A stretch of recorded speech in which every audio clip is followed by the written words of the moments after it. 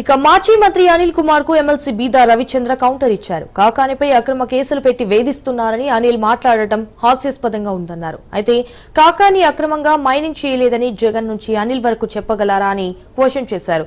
ప్రశ్నించిన వారిని ఎంతలా బెదిరించారో గుర్తులేదా అని నిలదీశారు. సోమిరెడ్డి నిరసన చేస్తే హిజ్రాలను తీసుకెళ్లి దాడులు చేయించిన నీచ చరిత్ర వైసీపీది అని అన్నారు.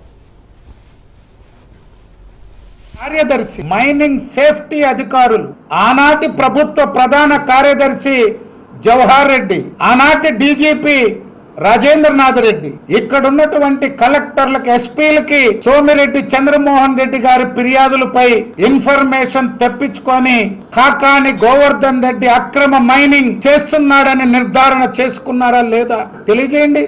ఈరోజు జవహర్ రెడ్డి లేడు, రాజేంద్రనాథ్ రెడ్డి లేరు డీజీపీ సిఎస్ గా.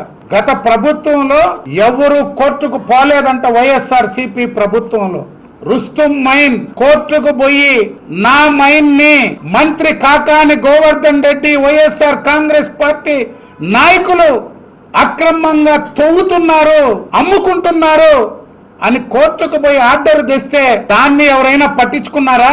ముఖ్యమంత్రి నుంచి ఈ జిల్లాలో కలెక్టర్, ఎస్పీ సోమిరెడ్డి చంద్రమోహన్ రెడ్డి గారు ఎప్పుడు పోయారు? కాకాని గోవర్ధన్ రెడ్డి అయ్యా నా మైన్ లో జొరబడి తవ్వుతున్నాడు, ఆనాటి కలెక్టర్, ఎస్పీ చేతులు కట్టుకొని కూర్చుంటే ఈ జిల్లాలో మంత్రిగా పనిచేసిన సోమిరెడ్డి చంద్రమోహన్ రెడ్డి గారి మీద ఇజ్రాయల్ చేత దాడి చేయించిన నీచ చరిత్ర మీది.